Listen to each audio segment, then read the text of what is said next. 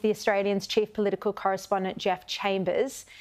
Geoff, these are appalling polls for Anthony Albanese. He's clearly ending the note behind. There is starting to be speculation that he could only lead the government for one term. How realistic do you think that is?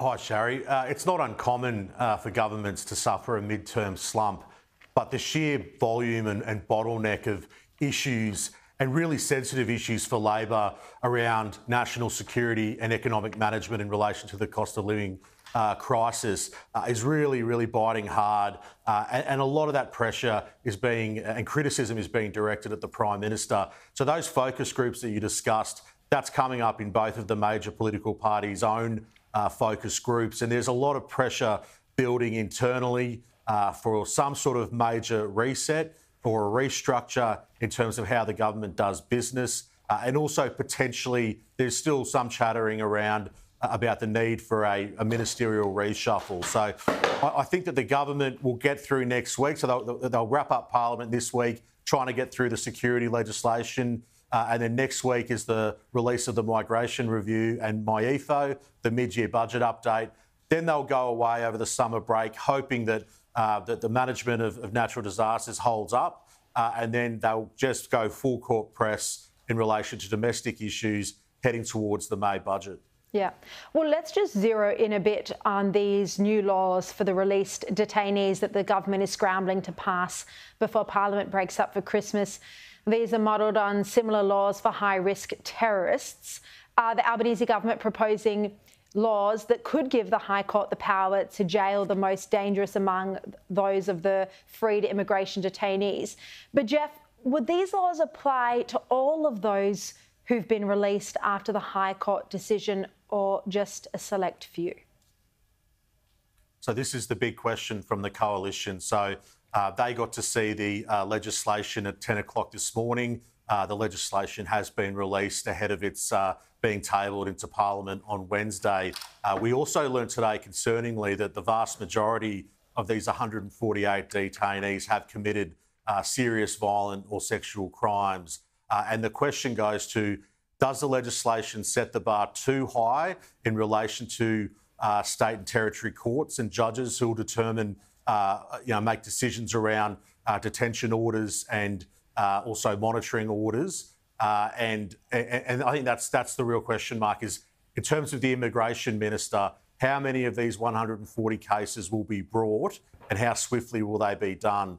And the coalition urging Anthony Albanese, when he sits down with the state and territory ministers at a national cabinet meeting on Wednesday, to bring them along with this journey to ensure that their systems are in place to get these people either back in detention or under surveillance.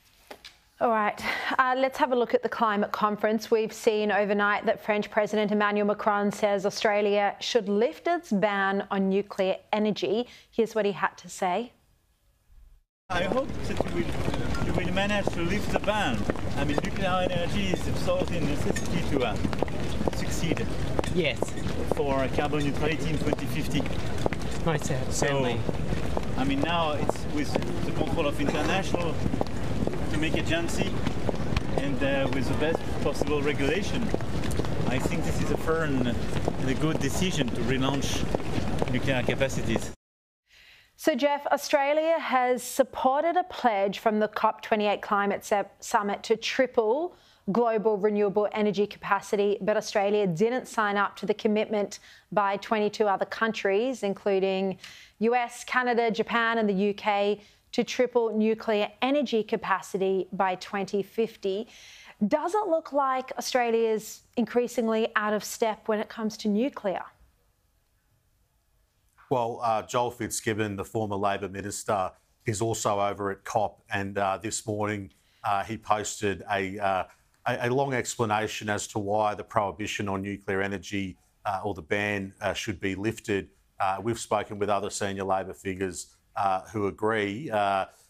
Basically, the whole proposition of getting to net zero by 2050, it's a huge, ambitious target, and it's pretty clear from John Kerry in the US, Joe Biden the UK, our key AUKUS partners and others, that without nuclear in the grid or as part of the mix, there's no way in the world that this target will be met.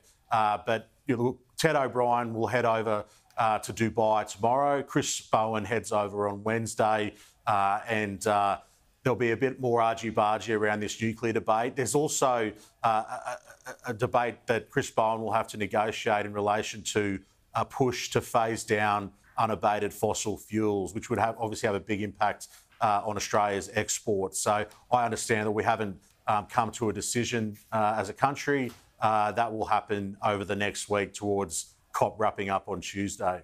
Yeah, all right. Geoff Chambers, thank you so much for joining me as always on a Monday.